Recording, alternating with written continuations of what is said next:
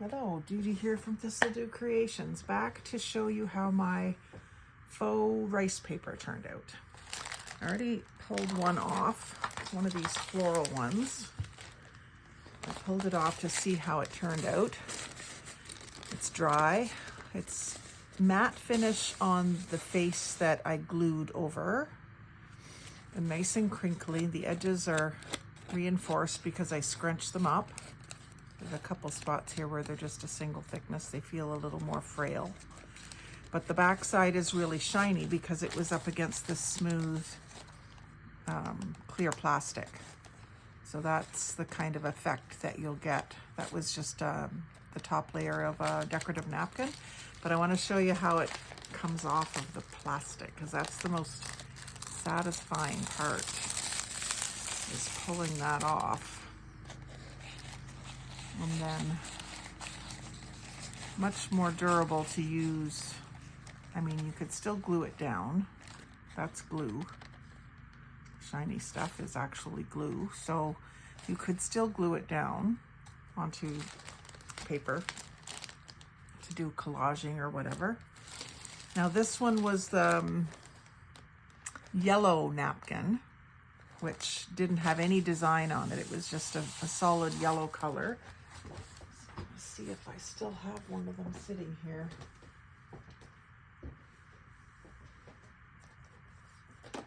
It's only been a couple of days, but they're gone. So they were just a pale, solid yellow napkin. Oh, here it is. This color. And so with the coffee mixed in with the glue, it's turned it, like I thought, maybe a little bit more of a parchment yellow. So let's see how this one peels. Oops, I ripped it on that corner. So that gives a really shiny back. But you're probably going to want to glue it down to something, or maybe make it like you could put it on the cover of something. It could be the cover of a journal with another layer underneath it or whatever.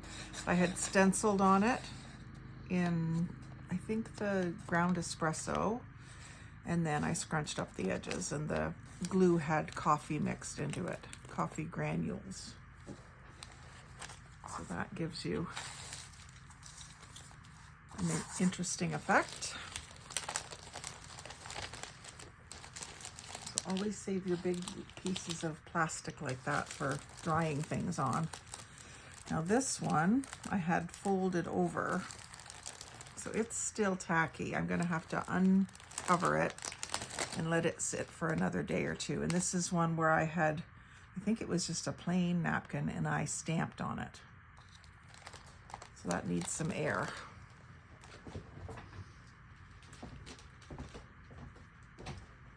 I had ran out of flat surfaces to lay them on, so I stacked it up. And probably if I let that sit for like another month or something, it would dry, but it needs more exposure to the air. And then this one, the final one, is the 10 by 14 cake doily. It's by Wilton.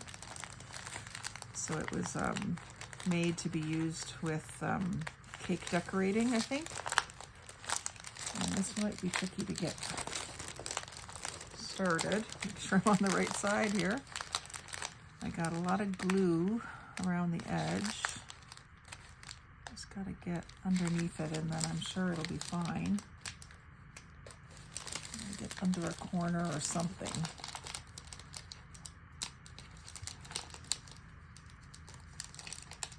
There we go.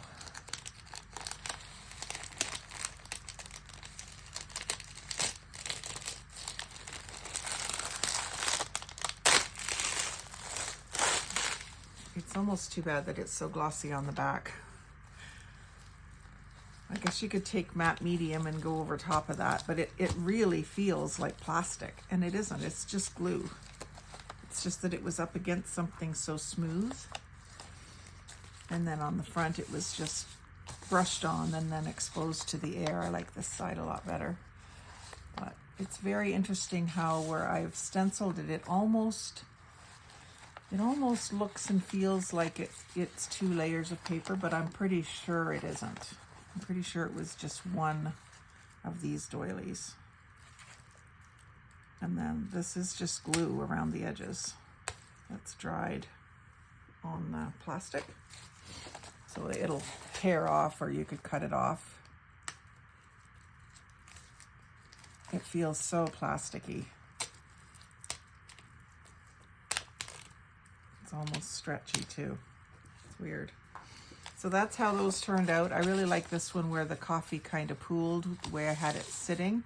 This curled up quite a bit as it dried, but it'll be able to be flat again once it's in a book or something.